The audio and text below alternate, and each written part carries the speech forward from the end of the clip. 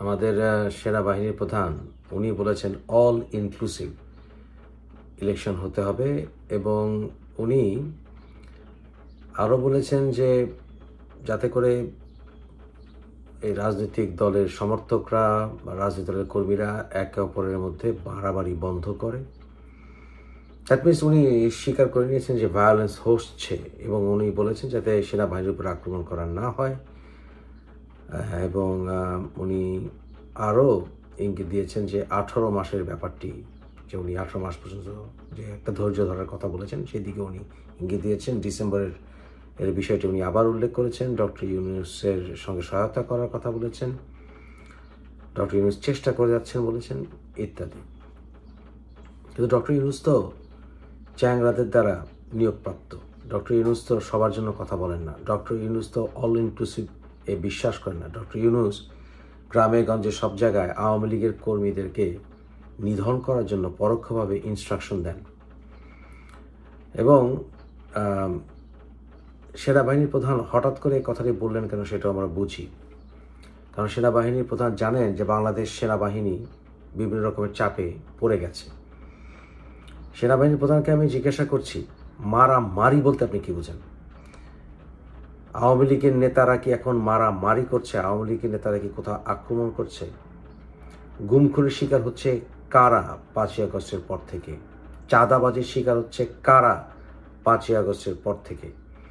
সারা বাংলাদেশে judicial persecution চলছে কাদের বিরুদ্ধে? নামে বেনামে যে অসংখ্য মামলা হচ্ছে তার 90% কাদের বিরুদ্ধে করা হচ্ছে? বাংলাদেশে কাদের ঘরবাড়ি জ্বালিয়ে দেওয়া হচ্ছে? 32 নম্বরে যেখানে নিরাপদ ছিল না সেখানে সাধারণ কর্মী নেতাদের বাড়ি ঘরের অবস্থা কি? সেখানে কি এখনও বিপ্লব চলছে? 5ই আগস্ট এর পরে তো আমরা দেখেছি যে এই সমন্বয়কারীদের সরকার বসেছে, এবং আপনি বলেছিলেন আপনার উপরে বিশ্বাস রাখতে। আপনি বিফল হয়েছেন সেনাবাহিনীর প্রধান, আপনি বিফল হয়েছেন। আপনাকে সমালোচনা করতে হলে একটি কথাই বলতে হয় যে আপনি জানেন যে আপনি স্টেট স্পন্সর টেরোরিজমের অংশ হয়েছেন। কীভাবে হয়েছেন? 32 নম্বর গুড়িয়ে দেওয়ার পরিকল্পনা তারা ঘোষণা দিয়েছে। বুলডোজার আনতে সময় লাগছিল, সেটা নিয়ে পর্যন্ত তারা আক্ষেপ করেছিল। তারপরে বুলডোজার এলো, সেনাবাহিনীর সামনেই 32 নম্বর গুড়িয়ে দেওয়া হলো। 32 নম্বর প্রোটেকশনের দায়িত্ব কি আপনি নিয়েছিলেন? চোখের সামনে আমাদের পিতার বাড়ি গুড়িয়ে দেওয়া হবে আর আমরা সেখানে বসে থাকবো? এটা তো হয় না। সেখানে বরঞ্চ আওয়ামী লীগ চরম ধৈর্যের পরিচয় দিয়েছে। বাংলাদেশে যারা বঙ্গবন্ধুকে ভালোবাসে তাদের সংখ্যা 99%। এই 1% যারা বঙ্গবন্ধুর বিরুদ্ধে ঘৃণা ছড়াচ্ছে, তারা এই ঘৃণা ছড়ানোর সাহস পাচ্ছে আপনার জন্য।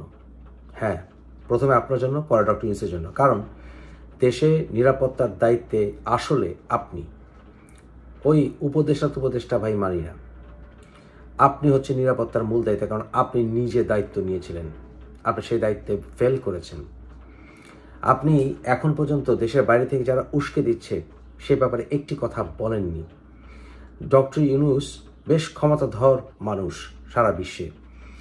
বিভিন্ন দেশের রাষ্ট্রপ্রধানদের সঙ্গে ওনার কথাবার্তা ডাইরেক্ট ফোনে। উনি কি সেই ব্যাপারে কোনো রকম পদক্ষেপ নিয়েছিলেন? নিতে হয়েছে আমাদের। কেন ডক্টর ইউনূসকে আপনি চাপ দেননি যে দেশের বাইরে থেকে যারা উস্কে দিচ্ছে তাদের বিরুদ্ধে পদক্ষেপ নেওয়া হোক সরাসরি? কেন দেননি এই উপদেশ? বরঞ্চ সেনাবাহিনী দাঁড়িয়ে থেকে এই ধ্বংসযজ্ঞ দেখে প্রমাণ করেছে যে সেনাবাহিনীকে আপনি এই স্টেট স্পন্সর টেরোরিজমের অংশ করেছেন বাই সেনাবাহিনীর ইনঅ্যাকশন।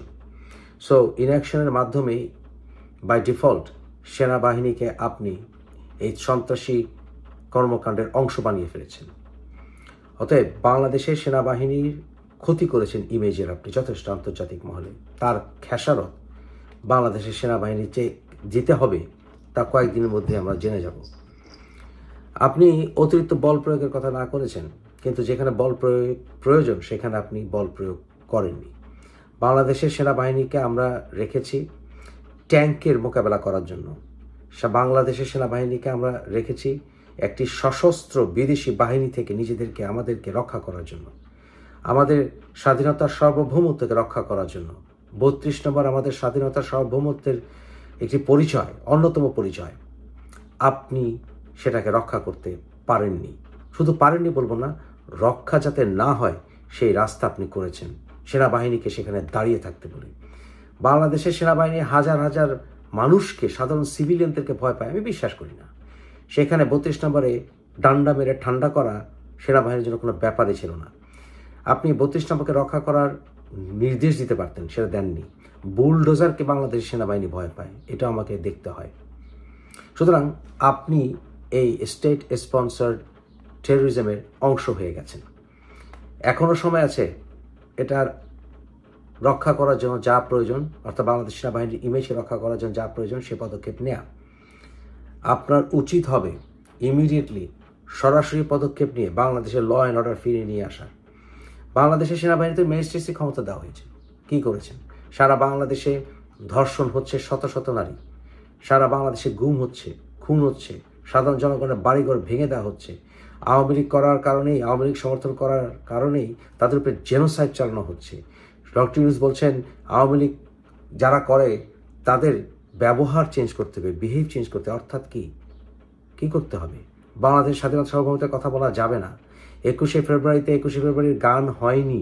সেখানে জায়গায় জায়গায় যারা সমাজ কল্যাণ কাজ করে আসছেন তাদেরকে সমাজ কল্যাণ কাজে বাধা দেওয়া হচ্ছে যদি তারা আওয়ামী লীগের কর্মী হয়ে থাকে। জায়গায় জায়গায় সাংস্কৃতিক কর্মকাণ্ড বাধা দেওয়া হচ্ছে। আপনি কি করছেন? আপনাকে তো দায়িত্ব দেওয়া হয়েছে বাংলাদেশের স্বাধীনতার সার্বভৌমত্ব রক্ষা করার জন্য। বাঙালিত্বকে রক্ষা করাও কিন্তু আপনার কর্তব্য। এখন আপনাকে ইতিহাস ক্ষমা করবে না। আমি কয়েকদিন আগে বলেছিলাম যে এই পিঙ্কুরা তারা ড্রোন আক্রমণের পরিকল্পনা করছে, তাদের কথাবার্তার ইঙ্গিতে বোঝা যায়।